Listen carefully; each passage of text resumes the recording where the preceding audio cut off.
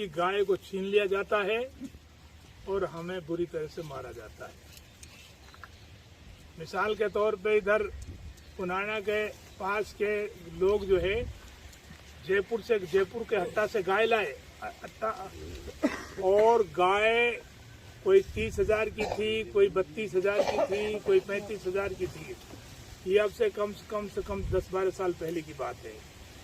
जब वो यहाँ के निकल रहे थे, यहाँ बगतड़ की चौकी के पास से, तो यहाँ पुलिस ने पकड़ लिया उनको, MIA थाने में ले गई। पुलिस ने मारा उनको बुरी तरह से और फिर पैसे लेकर उनको छोड़ा। तो रामगढ़ के उरे को जो वो मूर्ति बनाते हैं, उन्होंने उनको लाठियों से मारा और उनकी सारी गाय छीन ली।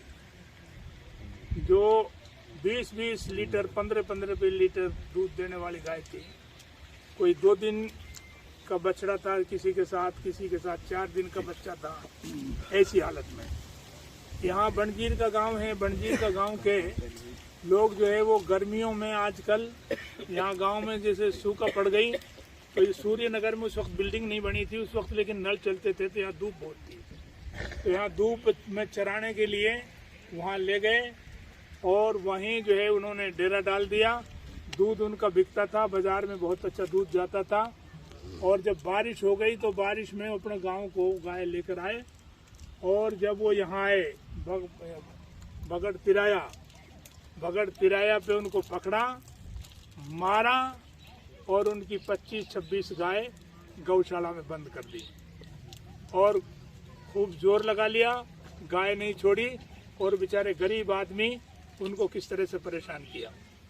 जब तक तो ये था, लेकिन आगे चलकर इस तरह के वाक़या सुनाऊंगा तो बहुत सारा टाइम लग जाएगा। और फिर पहलू वहाँ से गाय ला रहा था, कोई 40,000 की, कोई 42,000 की। क्या 40-42,000 की गाय काटने के लिए लाएगा? क्या बछड़ा समेत गाय को काटने के लिए लाएगा? जो गाय 20 लीटर दूध दे रही है उसको जाकर काटेगा आदमी? अकल की भी बात नहीं है ये इस तरह से। तो पहलू को वहां मार दिया बेरोड में। तो हमने पहलू की लाश उठाई वहां बेरोड से। फिर वो उमर जो है, उमर को यहाँ गोविंदगढ़ और रामगढ़ के बीच में मार दिया और मार कर उसकी गर्दन को काट के और रेल की पट्टी पे डाल दिया कि भाई ये तो जो है रेल ने काटा है। उसकी लाश को उठाया हमने। रखबर जो है बेचारा नादिया का से गाय ले जा रहा था, वो उस घर पे, जिस घर से गाय खरीद कर ले गया था, उस घर पे हमने PUCL की टीम को भी पहुंचाया। वहाँ हमने मानव अधिकार के लोगों को भी पहुंचाया और वहाँ यह दिखाया कि ये गाय को क्यों ले जा रहा था, किस पर्पज से ले जा रहा था। और वहाँ ललावंडी में उससे गाय को भी छीन लिया और उसको वहाँ जान से मार दिया। हमने रखबर की भी लाश उठाई। हमने जो है उसकी मोमिन की भी लाश उठाई। हमने जो है आरिफ की भी लाश उठाई। आरिफ का कसूर क्या था? आरिफ दीपावली की छुट्टी में यहाँ बीकॉम में पढ़ता था, घर गया अपना और रात को 10 बजे अपने भाई की दुकान पर काम करके और बोलेरो से आ रहा था।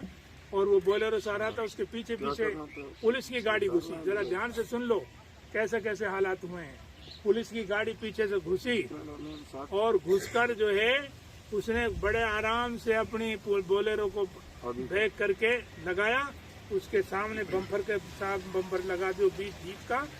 और 2 पुलिस वाले, तो एक पुलिस वाला इधर खड़ा हो गया, एक इधर खड़ा हो गया और एक जो है 2 पुलिस वाले उस गाड़ी के सामने खड़े हो गए। और फिर जो कंडक्टर साइड जो पुलिस वाला था, उसने AK-47 से गोली मारी उस आरिफ को। और उसके घर वाले, उसकी माँ वहाँ मौजूद, उसकी बहन वहाँ मौजूद, उसके भाई वहाँ मौजूद, उसका भाई अलीमुद्दीन वहाँ मौजूद। जब तक वो परिवार के लोग ये समझते कि पुलिस क्यों आई है और ये क्या माजरा है, पुलिस की गाड़ी यहाँ घुसी है और पुलिस की गाड़ी में से सिपाही क्यों उतर कर आए हैं, जब तक वो समझते इस बात को, जब तक तो AK-47 से उस छोरे को मार दिया है जी। हमने आरिफ की लाश को इस हालत में उठाया है और अब तक तो हम लाश उठाते रहे, लेकिन घाटमिका से हमें राख उठानी पड़ रही है। नासिर की राख को उठाया, जला, जिसकी डेड जिसको जिंदा जलाया गया वहाँ उसमें भिवानी में, और जुनैद को जो है जलाया गया, यहाँ पट्टी लगा के गाड़ी में जलाया गया।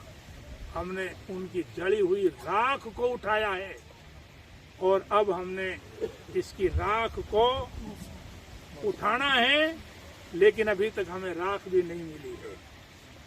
तो ऐसे हालात हैं। इन हालात में हम क्या कर सकते हैं भाई? बंदूक हम नहीं चला सकते क्योंकि कानून में नहीं है, लाठी हम चला नहीं सकते क्योंकि कानून में नहीं है।